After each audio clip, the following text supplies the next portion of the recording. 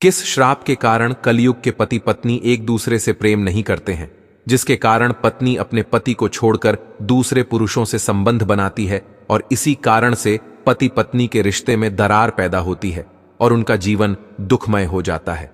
प्रिय दर्शकों, आजकल के पति पत्नी एक दूसरे से बिल्कुल भी संतुष्ट नहीं रहते हैं, जिसके कारण वह एक दूसरे को धोखा देकर किसी पराये पुरुष अथवा पराई स्त्री से संबंध बनाते हैं, जिससे उनके जीवन में हमेशा क्लेश होता रहता है और उनका जीवन अत्यंत दुखों से भर जाता है। नमस्कार दर्शकों, स्वागत है आपका हमारे YouTube चैनल ज्ञान साधना टीवी पर। दोस्तों, अगर आप भी मेरे तरह भगवान श्री राम जी के भक्त हैं तो कमेंट में सच्ची श्रद्धा से जय श्री राम जरूर लिखें। दर्शकों, मैं भगवान श्री राम जी से प्रार्थना करता हूं कि हे प्रभु श्री राम, जो भी भक्त इस वीडियो को पूरा देखेगा और कमेंट में सच्ची श्रद्धा से जय श्री राम लिखेगा, उसके परिवार को सुख शांति और संपत्ति से भर देना और उसके ऊपर अपनी कृपा सदा बनाए रखना। तो चलिए दर्शकों, वीडियो में आगे बढ़ते हैं।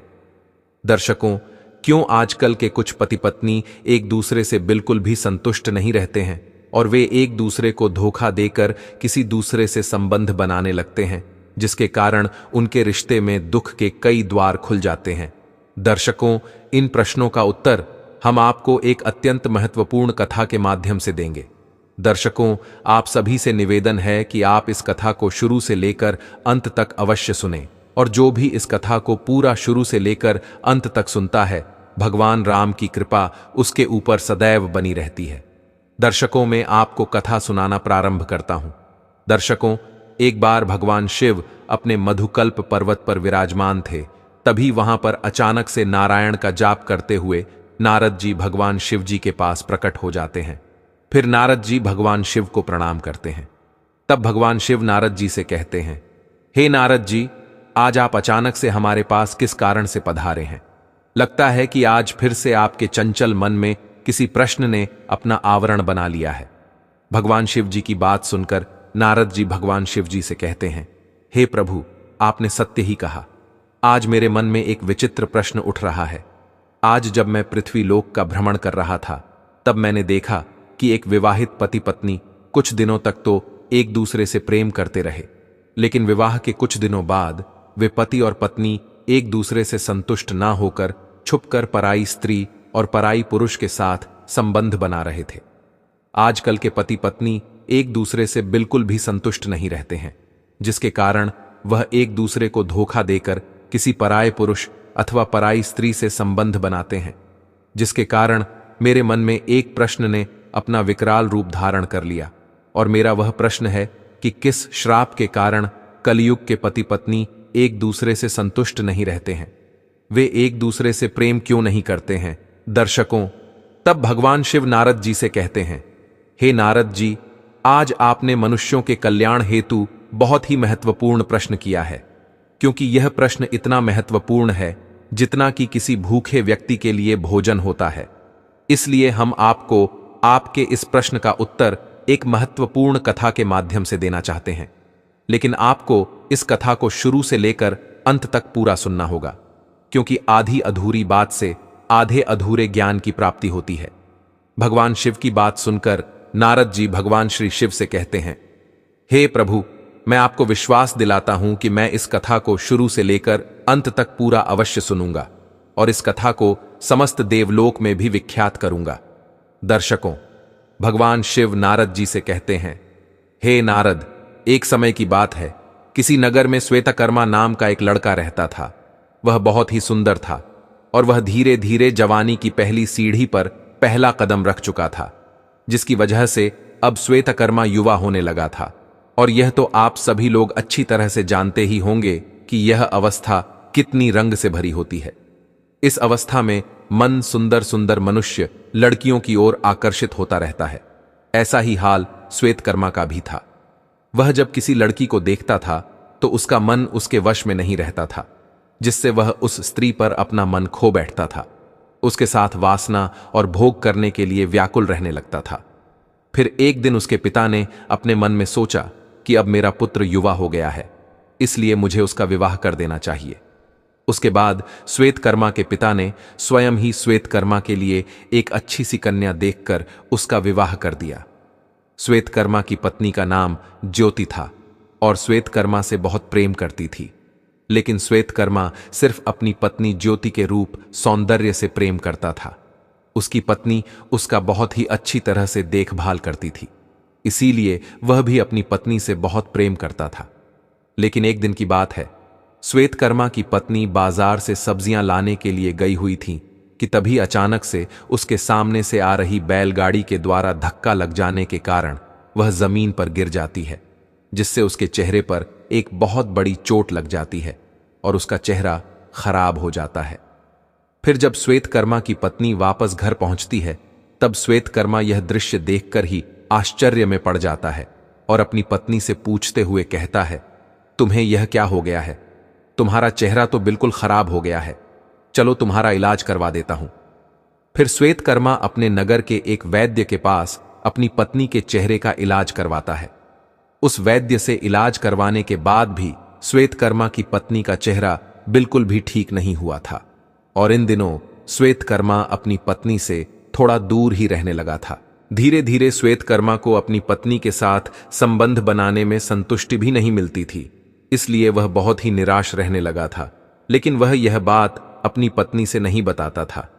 फिर एक दिन श्वेतकर्मा की पत्नी अपने पति के पास पहुंचकर उससे कहती है, नाथ, मुझे अपने मायके गए हुए बहुत दिन हो गए हैं, इसीलिए आपकी आज्ञा हो तो मैं कुछ दिनों के लिए अपने मायके चली जाऊं।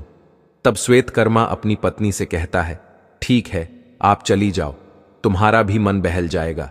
उसके बाद श्वेतकर्मा की पत्नी अपने मायके चली जाती है और इधर घर में सिर्फ श्वेतकर्मा ही रह जाता है। एक दिन श्वेतकर्मा के अंदर काम वासना के भाव जाग उठते हैं, जिसके कारण वह बहुत ही परेशान था। अभी श्वेतकर्मा अपने घर में बैठा ही था कि तभी अचानक से उसके घर के सामने से एक सुंदर स्त्री जाने लगी, जिसे देखकर श्वेतकर्मा उस पर मोहित हो गया। फिर वह उस सुंदर स्त्री के पास जाता है। उस दिन उसके मन में काम वासना के भाव उठ रहे थे। श्वेतकर्मा उस सुंदर स्त्री से मीठी मीठी बातें करने लगा, जिससे उस स्त्री के मन में भी काम वासना भर गई। फिर वे दोनों एक कमरे में जाकर भोग विलास करने लगे, लेकिन अभी भी श्वेतकर्मा का मन संतुष्ट नहीं हुआ। उस दिन के बाद वह प्रतिदिन किसी स्त्री या वैश्या को धन देकर उसके साथ संबंध बनाने लगा था। इस तरह से वह अपने घर का धन खत्म कर रहा था। एक दिन की बात है, श्वेतकर्मा एक अत्यंत सुंदर वैश्या के साथ भोग विलास कर रहा था। तभी अचानक से श्वेतकर्मा की पत्नी ज्योति अपने मायके से लौट आती है, तो वह देखती है कि घर के द्वार खुले हैं, इसलिए वह सीधे घर के अंदर चली आती है। तो अंदर का सारा दृश्य देखकर वह बहुत ही क्रोधित हो जाती है और अपने पति से क्रोधित होकर पूछते हुए कहती है, हे स्वामी, भला मेरे प्रेम में ऐसी किस बात की कमी रह गई जिसके कारण आपको यह कदम उठाना पड़ा? श्वेतकर्मा अपनी पत्नी के मुख से ऐसी बातों को सुनकर बिल्कुल चुप हो जाता है। तब श्वेतकर्मा की पत्नी उससे कहती है, क्या हुआ, क्या आपके पास इसका कोई जवाब नहीं है?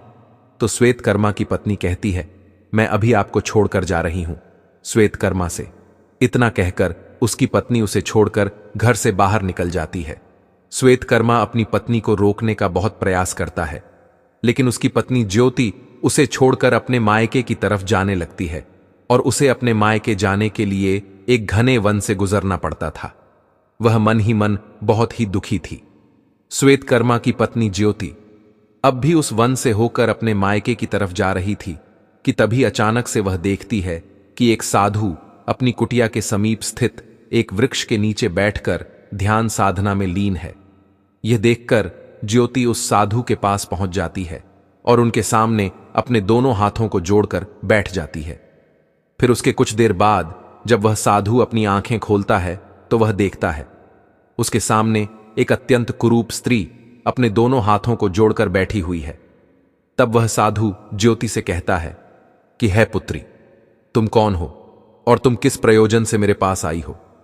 उस साधु की बात सुनकर ज्योति उस साधु से कहती है, हे विप्र, मैं एक अभागन स्त्री हूं। मेरा विवाह श्वेतकर्मा नाम के एक युवक से हुआ है और मैं उसके साथ इस नगर में ही रहती थी। सब कुछ अच्छी तरह से चल रहा था, लेकिन एक दिन मैं घर के लिए कुछ सामान लेने के लिए बाजार गई हुई थी और रास्ते में खड़ी हुई थी। तभी अचानक से एक बैलगाड़ी ने मुझे पीछे से बहुत ही जोर की ठोकर मारी, जिससे कारण मैं जमीन पर गिर गई और मेरे चेहरे पर एक बहुत बड़ा घाव हो गया। फिर जब मैं घर गई तो मेरे पति ने मुझसे पूछा कि यह क्या हो गया, तो मैंने जवाब देते हुए अपने पति को पूरी बात बता दी। मेरी बात सुनकर मेरे पति ने मेरे चेहरे का इलाज करवाया, लेकिन उस समय मुझे अपने पति का व्यवहार कुछ अजीब सा महसूस होने लगा था, क्योंकि वह मुझसे बात ही नहीं करता था और पता नहीं किस सोच में खोया रहता था। फिर एक दिन मैंने अपने पति से कहा कि मैं बहुत दिनों से अपने मायके नहीं गई हूं, क्या मैं अपने मायके जा सकती हूं और क्या आप भी मेरे साथ मायके चल सकते हैं? तब उन्होंने मेरे साथ मायके चलने से बिल्कुल इनकार कर दिया था और कहा कि तुम ही चली जाओ, मेरा मन नहीं है। उसके बाद मैं अपने घर चली गई और अपनी मां से मिलकर कुछ दिनों के बाद वापस घर लौट आई। तब मैंने देखा कि वे किसी दूसरी स्त्री के साथ संबंध बना रहे हैं, जिसकी वजह से मैं उनसे झगड़कर और उनसे रुष्ट होकर इस वन की तरफ आ गई। फिर आपको ध्यान साधना करते हुए देखकर आपके पास एक प्रश्न पूछने के लिए आ गई। दर्शकों, उसके बाद वह साधु अपनी आंखें बंद कर लेते हैं और ज्योति के जीवन में घटित सभी घटनाओं का दृश्य देख लेते हैं और उसे कहते हैं, हे पुत्री, तुम्हारे साथ सच में बहुत बुरा हुआ। पूछो, तुम मुझसे क्या प्रश्न पूछना चाहती हो? मैं तुम्हें तुम्हारे सभी प्रश्नों के उत्तर अवश्य दूंगा। तब ज्योति उस साधु से कहती है, हे महात्मा, मेरा वह प्रश्न है कि किस श्राप के कारण पति पत्नी एक दूसरे से संतुष्ट नहीं रहते हैं? वे एक दूसरे से प्रेम क्यों नहीं करते हैं? ज्योति की बात सुनकर वह साधु ज्योति से कहता है, हे पुत्री, यह तुमने बहुत ही महत्वपूर्ण प्रश्न किया है, लेकिन मैं तुमको तुम्हारे इस प्रश्न का उत्तर एक अत्यंत महत्वपूर्ण कथा सुनाकर देना चाहता हूं। इसलिए तुम्हें इस कथा को शुरू से लेकर अंत तक पूरा सुनना होगा। तब ज्योति उस साधु से कहती है, हे महात्मा, मैं आपको विश्वास दिलाता हूं कि मैं इस कथा को शुरू से लेकर अंत तक पूरा अवश्य सुनूंगी। वह साधु ज्योति से कहता है, हे पुत्री, किसी नगर में मधुकल्प नाम का राजा रहता था। उसने अपने मन में सोचा कि चलो आज शिकार करने के लिए चलते हैं, क्योंकि बहुत दिन हो गए हैं किसी जीव का शिकार किए हुए। अपने मन में ऐसा सोचकर राजा मधुकल्प शिकार करने के लिए अपने घोड़े पर सवार होकर और अपने कंधों पर धनुष बाण लेकर एक वन की तरफ चले जाते हैं। फिर उस वन में पहुंचकर वे अपने शिकार की तलाश करने लगते हैं और तभी अचानक से उनकी दृष्टि एक भालू पर पड़ी, जो एक सरोवर में पानी पी रहा था। तब राजा मधुकल्प उस भालू का शिकार करने के लिए चुपके चुपके से उस भालू के पास एक झाड़ी में छिप जाते हैं। उसके बाद उन्होंने अपने हाथ में धनुष पकड़कर उसमें एक बार डालकर सरोवर में पानी पी रहे उस भालू के ऊपर बाण चला देते हैं। लेकिन वह भालू राजा मधुकल्प के उस बाण से बच गया और वहां से भागने लगा। फिर राजा मधुकल्प भी उस भालू का पीछा करते हुए उसके पीछे पीछे चलने लगे। अभी राजा मधुकल्प उस भालू के पीछे दौड़ते हुए उसका पीछा कर ही रहे थे कि वे उस भालू का पीछा करते हुए एक ऋषि के आश्रम के सामने पहुंच जाते हैं और वह भालू बहुत दूर भाग जाता है। तब यह दृश्य देखकर वह ऋषि राजा मधुकल्प के ऊपर बहुत ही क्रोधित हो जाते हैं और राजा मधुकल्प से क्रोधित होकर कहते हैं, हे राजन, इस वन में किसी भी प्राणी का शिकार करना वर्जित है, इसलिए आप इस वन में किसी भी प्राणी का शिकार नहीं कर सकते हैं, क्योंकि यह हमारे गुरु का आदेश है। फिर राजा मधुकल्प ने उस महर्षि की बात सुनकर उस वन में शिकार न करने का निर्णय लिया और उस आज को वचन देते हुए कहते हैं कि है महात्मा, मैं आपको यह वचन देता हूं कि मैं आज से कभी भी इस वन में शिकार करने के लिए नहीं आऊंगा। उस ऋषि से इतना कहकर राजा मधुकल्प निराश होकर अपने रथ की तरफ जाने लगते हैं। तभी राजा मधुकल्प को निराश होकर जाते हुए देखकर वे ऋषि उन्हें आश्रम के अंदर आने के लिए आदरपूर्वक कहते हैं कि हे राजन, आप अंदर आइए। आप इस वन में कहां प्रतिदिन आते हैं, इसलिए आप अंदर आइए। थोड़ा सा भोजन इस तुच्छ मनुष्य के घर का भी लीजिए और आप बहुत थके हुए भी लग रहे हैं। राजा मधुकल्प उस ऋषि के इस आदरपूर्वक व्यवहार को देखकर बहुत ही प्रसन्न हो गए, इसलिए वे उस ऋषि की इस बात को टाल भी नहीं सके और उस आश्रम के अंदर चले गए।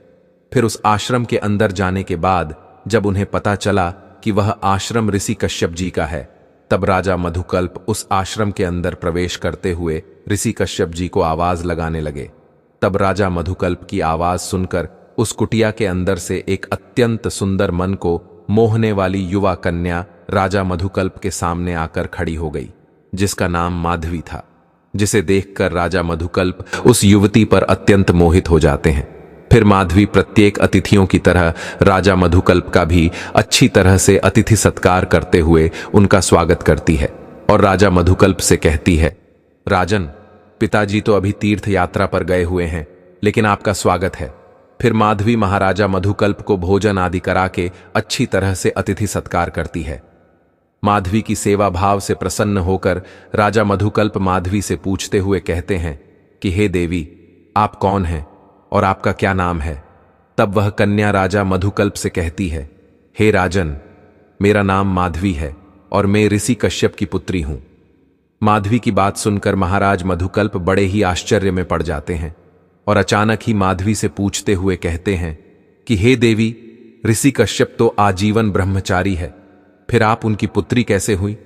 राजा मधुकल्प की ऐसी दुविधा को देखकर माधवी ने उन्हें अपने अभागी जीवन गाथा को और स्वयं के माता पिता की सत्यता से अवगत कराते हुए कहती हैं, हे राजन, वास्तव में मैं ऋषि विश्वामित्र और स्वर्ग की अप्सरा मेनका की पुत्री हूं।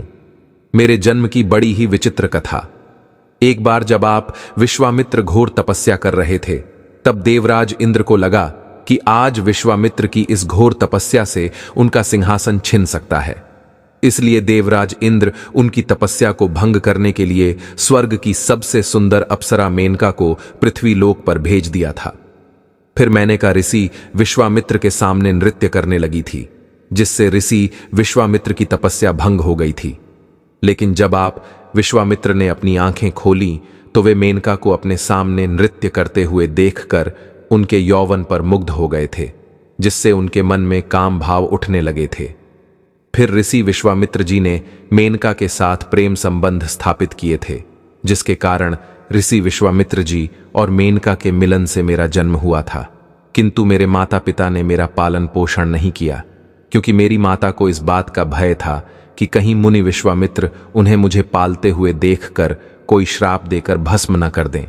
इसलिए उन्होंने मेरा परित्याग कर दिया और मेरे पिता विश्वामित्र जी ने भी मेरा पालन पोषण नहीं किया। शायद उन्हें भी इस बात का भय था कि अगर कोई उन्हें मुझे पालते हुए देख लेगा तो क्या कहेगा, यह किसकी पुत्री है, इसकी माता कौन है? शायद इसीलिए उन्होंने ऐसा किया। फिर मेरी माता मुझे एक वन में अकेला छोड़कर वापस स्वर्गलोक चली गई। तब उस वन के कुछ शकुंत पक्षियों ने मेरे प्राण बचा लिया।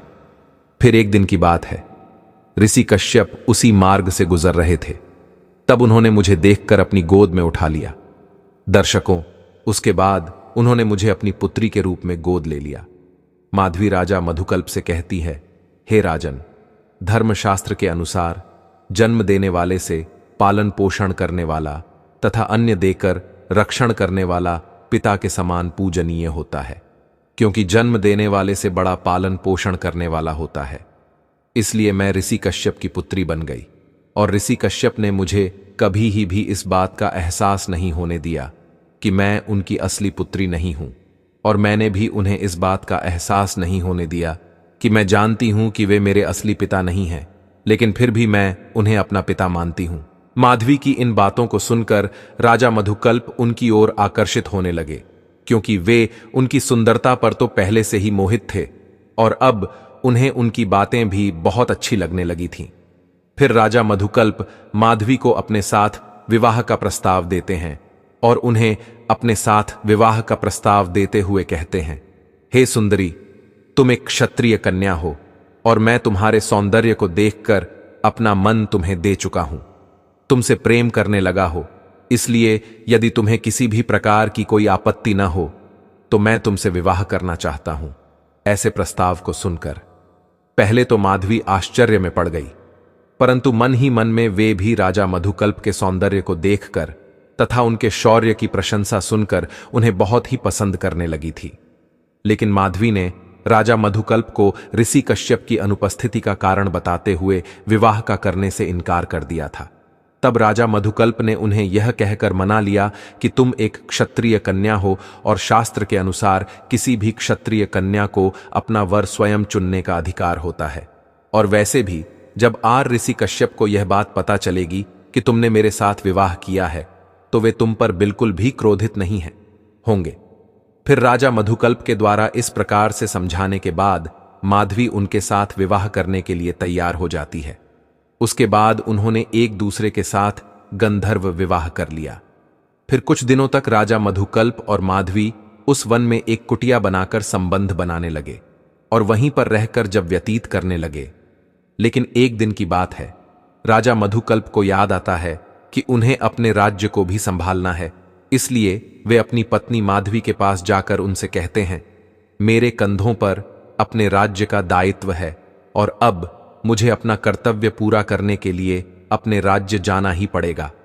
महाराज मधुकल्प ने माधवी को अपने प्रेम के प्रतीक रूप में अपनी दिव्य स्वर्ण मुद्रिका दी और कहा कि जब मैं तुमसे कभी मिलने के लिए आओ तब तुम मुझे यह स्वर्ण मुद्रिका दिखा देना, जिससे मैं तुम्हें पहचान लूंगा।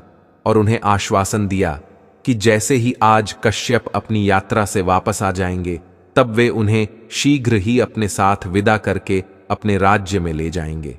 फिर माधवी राजा मधुकल्प के वापस जाने के बाद वह अपने पिता की कुटिया में आकर रहने लगती है। वह साधु ज्योति से कहता है, हे पुत्री। उसके बाद ऐसे ही कई दिन बीत जाते हैं और इसी बीच माधवी को पता चलता है कि वे गर्भवती है। यह जानने के बाद माधवी बहुत ही प्रसन्न हो जाती है और ऋषि कश्यप के वापस लौटने का इंतजार करने लगती है। उसके कुछ दिनों बाद ऋषि कश्यप अपनी तीर्थ यात्रा पूरी करके वापस अपने आश्रम लौट आते हैं। फिर माधवी प्रसन्नता पूर्वक अपने पिता आज कश्यप को राजा मधुकल्प के साथ किए हुए अपने गंधर्व विवाह के बारे में पूरी बात बता देती है और यह बात भी बता देती है कि वे गर्भवती है। माधवी की यह बात सुनकर ऋषि कश्यप पहले तो बहुत ही प्रसन्न हुए, लेकिन उसके बाद ऋषि कश्यप माधवी को धर्म का ज्ञान देते हुए कहते हैं कि है पुत्री, तुमने उचित ही पुरुष के साथ विवाह किया है, क्योंकि आज उनका ही तीनों लोक में गुणगान है। लेकिन किसी भी कन्या का अपने पिता के घर में रहना बिल्कुल भी उचित नहीं होता है, क्योंकि एक विवाहित कन्या का विवाह के बाद उसके पिता का घर पराया हो जाता है और उसका अपना घर पति का ही घर होता है। इसलिए जो स्त्री पति के सुख दुख में साथ रहती है, वह स्त्री अपने पति और अपने पिता के मान सम्मान को बढ़ाती है और हर परिस्थिति में एक स्त्री को अपने पति का साथ देना चाहिए। इसलिए मैं तो कहता हूं कि तुम अपने पति का सुख दुख में साथ दो और अपने पति के घर में हंसी खुशी से रहो। फिर माधवी से इतना कहकर ऋषि कश्यप ने प्रसन्नता के साथ अपनी पुत्री माधवी की विदाई कर दी और माधवी के साथ अपने 3 शिष्यों और एक दासी के साथ राजा मधुकल्प के राज्य की तरफ रवाना कर दिया। आश्रम से जाते समय मार्ग में उस दासी ने एक सरोवर के पास रुककर विश्राम करने का निवेदन किया। उस समय माधवी भी पैदल चलते हुए बहुत थक गई थी, इसलिए माधवी ने उस दासी को इस बात की सहमति दे दी। उसके बाद वे तीनों शिष्य उस सरोवर के पास बैठकर विश्राम करने लगते हैं। फिर माधवी भी अपनी उस दासी के साथ वहां पर विश्राम करने लगती है। उसके कुछ देर बाद माधवी जब उस सरोवर में पानी पीने जाती है तब उन्हें बिल्कुल पता भी नहीं चलता है और उनके हाथ से राजा मधुकल्प के द्वारा प्रेम के रूप में दी गई स्वर्ण मुद्रिका उसी सरोवर में उनके हाथ से निकलकर गिर जाती है। फिर उस मुद्रिका के सरोवर में गिरने के बाद उस मुद्रिका को एक मछली निगल लेती है। उसके अगले दिन जब माधवी राजा मधुकल्प के राज्य में पहुंच जाती है और राजा मधुकल्प के दरबार में चली जाती है, परंतु राजा मधुकल्प ने उन्हें पहचानने से इनकार कर दिया। वे बार बार दरबार के सभासदों के सामने कहती रहीं कि हे राजन, मैं आपकी ही पत्नी हूं, मेरा नाम माधवी है। लेकिन राजा मधुकल्प ने यह कहते हुए माधवी को पहचानने से मना कर दिया कि यह स्त्री कौन है, मैं तुम्हें नहीं जानता हूं। ऐसा कहकर राजा मधुकल्प ने अपने सैनिकों से कहकर माधवी को राजमहल से बाहर निकाल दिया।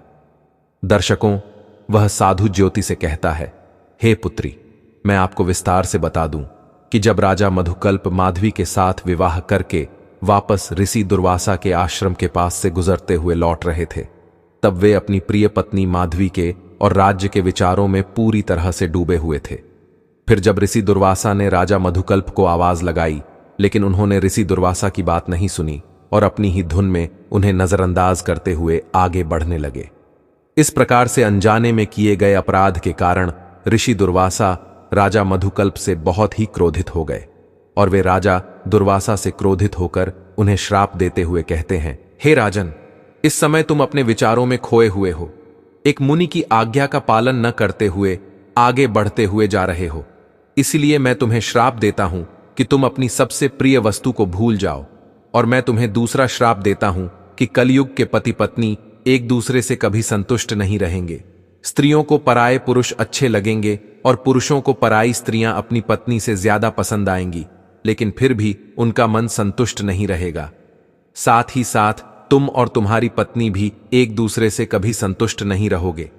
वह साधु ज्योति से कहता है, पुत्री, ऋषि दुर्वासा के श्राप रूपी कठोर वचनों को सुनकर राजा मधुकल्प बहुत ही भयभीत हो जाते हैं और ऋषि दुर्वासा के चरणों में बैठकर नतमस्तक हो जाते हैं और ऋषि दुर्वासा से बार बार विनती करने लगते हैं।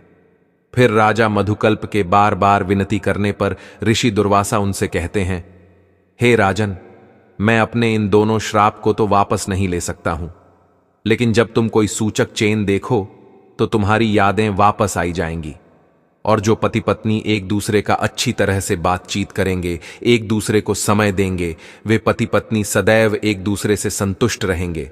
फिर राजा मधुकल्प अपना राजपाट संभालने में व्यस्त हो जाते हैं और माधवी के साथ अपने राज्य में हुए अन्याय को भूल जाते हैं। लेकिन एक दिन की बात है, जिस मछली ने पानी पीते समय माधवी की अंगूठी को निकला था, वह मछली एक मछुआरे के में फंस जाती है। फिर जब उस मछुआरे ने उस मछली को काटा तो उसके पेट से एक चमचमाती हुई सोने की अंगूठी निकलती है। उस अंगूठी को देखकर वह मछुआरा बहुत ही प्रसन्न हो जाता है और वह उस दिव्य अंगूठी को बेचने के लिए उस नगर के एक सुनार के पास पहुंच जाता है। दर्शकों होने को कुछ और ही होना मंजूर था, इसलिए जब सुनार ने जैसे ही उस सोने की मुद्रिका को देखा, तब उसका ध्यान अंगूठी पर लिखे हुए राजा के नाम पर बढ़ जाता है। वह स्वयं मुद्रिका राजा मधुकल्प ने स्वयं के लिए हजारों स्वर्ण मुद्राएं देकर बनवाई थीं, जिसकी कीमत बहुत ज्यादा थी और वह मुद्रिका उस सुनार ने ही बनाई थी। फिर उस सुनार ने तुरंत उस मछुआरे को स्वर्ण मुद्रिका के लिए ढेर सारा धन देकर उसे राजा के महामंत्री के हवाले कर दिया। फिर महामंत्री ने उस अंगूठी और मछुआरे को लेकर राजा मधुकल्प के समक्ष प्रस्तुत हुए। फिर पहले तो राजा मधुकल्प उस स्वर्ण मुद्रिका को बिल्कुल भी नहीं पहचान पाए, लेकिन जब राजा मधुकल्प ने उस मुद्रिका को हाथ लगाया, तब उस मुद्रिका को हाथ लगाते ही राजा मधुकल्प को माधवी से जुड़ी सारी बातें याद आ जाती हैं। फिर वे उस मछुआरे से पूछते हुए कहते हैं कि तुम्हें यह अंगूठी कहाँ मिली। तब वह मछुआरा राजा मधुकल्प से बताते हुए कहता है कि हे राजन, मुझे यह अंगूठी ऋषि कश्यप जी के आश्रम के पास स्थित सरोवर की मछली के पेट से मिली है। उस मछुआरे की बात राजा मधुकल्प उस मछुआरे को मुक्त करने का आदेश दे देते हैं और उस मछुआरे से कहते हैं, तुम्हें हमारी पत्नी को ढूंढने में मदद करनी होगी।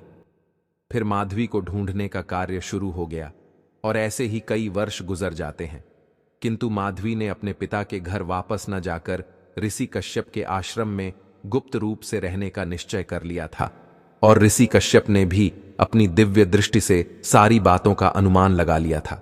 इसलिए उन्होंने माधवी को अपने आश्रम में आश्रय दिया। दर्शकों, वह साधु श्वेतकर्मा की पत्नी ज्योति से कहता है, हे पुत्री, जब राजा मधुकल्प अपने रथ में बैठकर वापस अपने राज्य लौट रहे थे, तभी अचानक से उनकी दृष्टि ऋषि कश्यप के आश्रम के पास एक छोटे से बालक पर पड़ती है। वह छोटा बालक घने जंगलों के बीच अकेला खेल रहा था और उनके बच्चों के दांत गिन रहा था। यह विचित्र दृश्य देखकर राजा मधुकल्प बड़े ही आश्चर्य में पड़ जाते हैं और उस बालक को देखकर उनके हृदय में प्रेम की भावना उमड़ पड़ती है। फिर भी उस बालक के पास पहुंच जाते हैं। उसके बाद उस बालक को अपनी गोद में उठाने के लिए आगे बढ़ते हैं कि तभी माधवी की कुछ सखियां राजा मधुकल्प को पीछे से बहुत जोर जोर से आवाज देते हुए कहते हैं, हे राजन, आप यह क्या करने जा रहे हैं? आप उस बालक को न छुएं, अन्यथा आप जलकर भस्म हो जाएंगे, क्योंकि वह बालक ऋषि कश्यप के विशेष आशीर्वाद के कारण दिव्य शक्तियों का जाता है। इसलिए आपकी इसी में भलाई है कि आप उस बालक से दूर ही रहें। यही आपके लिए उचित होगा। उस बालक की भुजा में एक अत्यंत जहरीला सांप की डोर बनकर बंधा हुआ था, इसलिए जो वह भी उस बालक को छू लेता था, उसी सांप के विष के कारण वह व्यक्ति तुरंत ही जलकर भस्म हो जाता था। फिर भी राजा मधुकल्प माधवी की सखियों की इन बातों को सुनकर भी स्वयं को न रोक सके और उन्होंने उस बालक को अपनी गोद में उठा ही लिया। उस समय माधवी की सभी सखियां राजा मधुकल्प को आश्चर्य से देख रही थीं कि उस बालक की भुजा में बंधी काल सर्प दोष जमीन पर गिर गई है। माधवी की सभी सखियों को यह अच्छी तरह से झांक था कि जब उस बालक को उसका पिता अपनी गोद में उठा लेगा तब वह काल सर्प दोष जमीन पर गिर जाएगा। यह सारा दृश्य देखकर माधवी की सखी बहुत ही प्रसन्न हो जाती है और प्रसन्न होकर भागते हुए माधवी के पास पहुंच जाती है और उन्हें सारा वृतांत सुना देती है। अपनी सखियों की यह बात सुनकर माधवी भी दौड़ते हुए महाराजा मधुकल्प के पास पहुंच जाती है। तब राजा मधुकल्प माधवी को देखते ही तुरंत ही पहचान लेते हैं। उसके बाद वे माधवी के साथ अपने किए हुए व्यवहार के लिए क्षमा मांगने लगते हैं। फिर आज कश्यप से आज्ञा लेकर माधवी और अपने पुत्र को लेकर अपने राज्य में वापस लौट आते हैं। उसके बाद राजा मधुकल्प माधवी को अपनी पूरी प्रजा के सामने अपनी रानी के रूप में स्वीकार कर लेते हैं। महाराजा मधुकल्प और माधवी के इस तेजस्वी पुत्र का नाम मधुवीर था, जो बड़े होकर एक महान प्रतापी सम्राट बने। फिर ज्योति उस साधु को प्रणाम करके अपने मायके न जाकर अपने पति के घर की ओर जाने लगती है। तब वह देखती है कि उसके सामने से श्वेतकर्मा चलता हुआ चला आ रहा है। अपने पति को अपने सामने से आता हुआ देखकर ज्योति बहुत ही प्रसन्न हो जाती है। उसके बाद श्वेतकर्मा अपनी पत्नी ज्योति के पास पहुंचकर उसके चरणों को पकड़ लेता है और उससे क्षमा मांगते हुए कहता है कि हो सके तो तुम मुझे क्षमा कर दो, क्योंकि मैं विश्वास दिलाता हूं कि मैं आगे से कभी ऐसा काम नहीं करूंगा। अपने पति की इन बातों को सुनकर ज्योति श्वेतकर्मा को क्षमा कर दे दी और फिर ज्योति अपने पति श्वेतकर्मा के साथ सुखपूर्वक से जीवन व्यतीत करने लगती है। दर्शकों, भगवान श्री शिव नारद जी से कहते हैं कि हे नारद जी, यह कारण है कि पति को छोटी छोटी बातें याद नहीं रहती है, जिससे वे एक दूसरे से रुष्ट हो जाते हैं और बात तक नहीं करते हैं, जिससे वे एक दूसरे से कभी संतुष्ट नहीं रहते हैं और एक दूसरे से प्रेम नहीं करते हैं। इसमें न तो पति की कोई गलती होती है और ना ही पत्नी की कोई गलती होती है। यह तो ऋषि दुर्वासा के द्वारा दिया गया श्राप है, जिसके कारण कलयुग के पति पत्नी एक दूसरे से संतुष्ट नहीं रहते हैं। दर्शकों, भगवान श्री शिव देवर्षि नारद जी से कहते हैं, हे नारद जी, आपको आपके सभी प्रश्नों के उत्तर मिल ही गए होंगे। तब देवर्षि नारद जी भगवान शिव से कहते हैं, हे प्रभु, आज आपने मुझे इस कथा के माध्यम से बहुत ही महत्वपूर्ण ज्ञान दिया है, इसीलिए मैं आपको विश्वास दिलाता हूं कि मैं इस कथा का विस्तार समस्त देवलोक में अवश्य करूंगा। दर्शकों, पति पत्नी का रिश्ता बहुत ही पवित्र माना जाता है और इस रिश्ते में छोटी छोटी बातों पर झगड़ना अच्छी बात नहीं होती है।